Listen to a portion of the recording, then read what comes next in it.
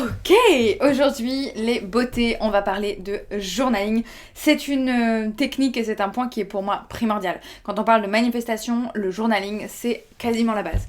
Le journaling c'est ce qui permet d'avoir plus de conscience de toi. C'est ce qui permet de te connaître davantage et c'est ce qui va du coup te permettre de pouvoir aller chercher la vraie manifestation. Celle qui est intéressante pour toi, celle qui est alignée à qui tu es vraiment et celle qui va t'amener au sommet et vers des choses vraiment alignées avec la personne que tu es et la raison que tu as d'être sur cette terre. Donc, ce point-là de journaling, il est à faire avant même d'aller dans la visualisation, avant même d'aller dans le visioning, et c'est vraiment essentiel de prendre ce temps.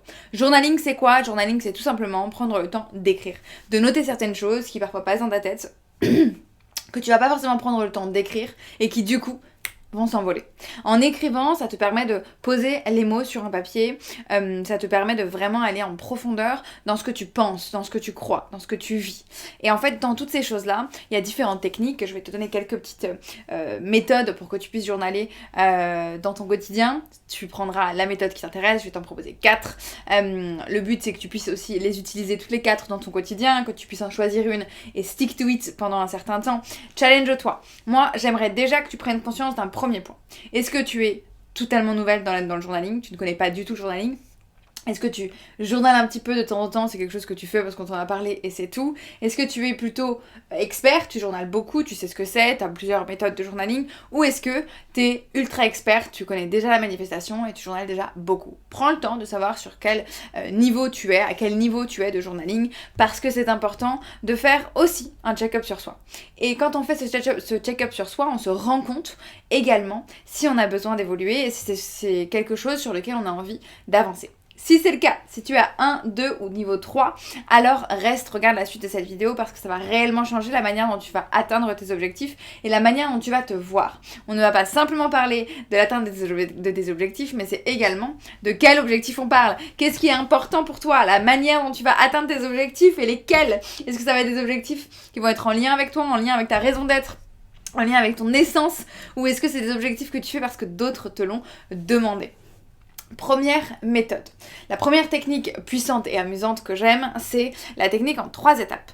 La première, c'est la gratitude. Je vais journaler sur ce sur quoi je suis reconnaissante, sur les belles choses qu'il y a dans mon monde, sur ce que j'ai pu savourer, sur les choses que j'ai adorées, sur les choses qui m'ont fait du bien, sur les choses que je sais que j'ai et que d'autres n'ont pas. La deuxième étape, c'est placer une intention. Je vais parler d'une intention et je vais expliquer et je vais partager plus d'informations sur mon intention. Qu'est-ce que j'ai comme intention dans la journée? Qu'est-ce que c'est ce mot ou cette phrase de mon intention dans la journée et pourquoi? Et la dernière étape, elle est assez simple, c'est mes 3 tâches prioritaires. Je vais noter ces 3 tâches prioritaires et je vais noter pourquoi je les aime. Pourquoi ces tâches-là sont belles et intéressantes pour moi. Pourquoi ces tâches-là m'amènent vers un objectif. Pourquoi ces tâches-là sont essentielles pour atteindre ce que j'ai envie d'atteindre. C'est une étape très très simple qui permet d'alimenter ton subconscient, qui permet d'alimenter ton subconscient avec de la gratitude, des choses que tu aimes et qui te ramènent à ce côté très positif. Ton subconscient aussi sur cette notion d'intention que tu vas garder, que tu vas pouvoir te rappeler. Parfois moi j'aime mettre des reminders quand je me rends compte que j'oublie mon intention. Je remets un reminder de cette intention sur mon téléphone pour que ça me rappelle que l'intention d'aujourd'hui, elle n'est pas dans l'opérationnel, dans galérer à faire telle ou telle chose, elle est davantage dans comment je crée l'empire que j'ai envie de créer, comment je fais grandir cet empire-là. Ça, c'est mon intention particulière. Alors, c'est une grosse intention, j'ai des plus petites intentions sur les journées, souvent, mais je me rattache toujours à une intention particulière plutôt que d'être un peu partout, parce que ça me permet de focaliser mon subconscient, d'aller lui demander plus facilement, d'aller chercher des opportunités par rapport à cette intention-là. Et le dernier point sur les to-do, évidemment, ces 3 tâches prioritaires permettent à mon inconscient de s'assurer qu'il y a ces 3 choses-là importantes dans ma journée, sur lesquelles je vais focaliser mon attention, sur lesquelles je vais me concentrer, sur lesquelles je vais revenir continuellement, et ça me permet de m'assurer d'avoir ces points-là. Et en plus de ça, ça va me permettre en fin de journée d'avoir de la gratitude sur le fait que je les ai complétées, ces tâches-là. Si je complète ces 3 tâches prioritaires, je serai très heureuse de les avoir complétées et reconnaissante de les avoir complétées. Ensuite, deuxième méthode, c'est le review and celebrate. On review et on revoit et on célèbre ce qui s'est passé. Ce qui s'est passé dans la journée, ce qui s'est passé dans la semaine, ce qui s'est passé dans le mois. À toi de voir quand est-ce que tu vas faire tes reviews. Moi, j'essaie de le faire sans écrire à la fin de la journée avant de me coucher, mais j'aime le faire, moi, à la fin de chaque mois. J'adore ça, c'est un moment que je trouve passionnant parce que ça me permet de revoir plein de choses. Je vais revoir mes émotions, je vais revoir mon ressenti, je vais revoir mes relations que j'ai eues avec les autres, je vais revoir mes objectifs et dans tout ça, je vais journaler. Donc, c'est pas simplement des bullet points, mais je vais vraiment me laisser le temps d'écrire des choses. Je vais vraiment laisser le temps d'écrire par rapport à un objectif particulier. Celles qui n'aiment pas écrire, vous pouvez aussi parler parfois de temps en temps, ça aide aussi. Mais en tout cas, prenez le temps de noter. Notez ce que vous avez aimé, notez ce qui vous a manqué, notez ce pourquoi vous avez été heureuse, notez ce que vous avez été heureuse de recevoir. On a un point très fort sur la notion de recevoir. Note tes victoires, note tes échecs, note tes leçons par rapport à tes échecs, note tes déceptions. Bref, note tout ce que tu peux noter et s'il te plaît, essaye d'éviter les bullet points. Quand tu es avec toi en train de journaler, vraiment ce qui est intéressant, c'est d'aller en profondeur. De pas simplement mettre des bullet points, ça a été mon erreur au début, de mettre que des bullet points et en fait, tu perds un point important derrière, c'est tout ce que tu vas mettre autour. Tous les mots qui vont apporter une information particulière sur ton journaling.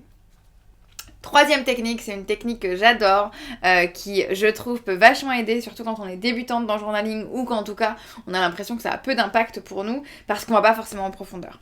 La troisième technique, c'est de journaler avec ChatGPT. Et n'hésite pas, si tu es à court d'inspiration, si tu ne sais pas par où commencer, si tu ne sais pas quoi écrire, s'il y a trop de questions à droite à gauche, parce qu'il y en a plein des journaling prompts que tu as partout, discute avec ChatGPT. Tu lui partages ta journée et tu lui demandes de te poser des questions ouvertes sur ta journée. Un prompt très très simple, tu es mon meilleur ami et tu as envie d'en savoir plus sur mon quotidien et sur ma vie. Pose-moi 5 questions ouvertes à laquelle je peux répondre par rapport à ma journée et voici la description de ma journée.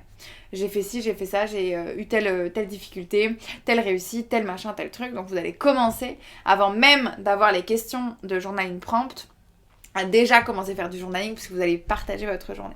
Et à la suite de ces questions-là, bien évidemment, vous pouvez continuer de discuter avec ChatGPT et continuer de lui demander d'avoir des questions ouvertes. Ensuite, la dernière, et moi celle-ci je l'adore, je trouve qu'elle est ultra puissante, c'en est une que j'aime faire et que j'aime vous pousser à faire et que j'aime des femmes de la Glow Quest à faire et même à refaire d'ailleurs, c'est écris une lettre à toi-même comme si tu étais ta meilleure amie. Pourquoi ? Parce qu'il est essentiel de prendre ce recul. Parce que quand je fais du journaling, je vais donner beaucoup de moi. Donc ça c'est super, c'est ce qu'on voit dans les review and celebrate, dans le reflect of your day, dans le journaling du début de journée avec tes intentions et tes gratitudes, etc. On donne beaucoup de soi avec une vision et une perspective de soi. Dans ce dernier exercice de journaling, c'est hyper intéressant parce qu'on prend du recul. Parce que justement, on va apporter une autre vision, un autre prisme dans ce journaling. Et là, le journaling va s'apparenter un petit peu plus à de la visualisation parce que justement, on va changer de prisme et on va visualiser différemment la personne qu'on est.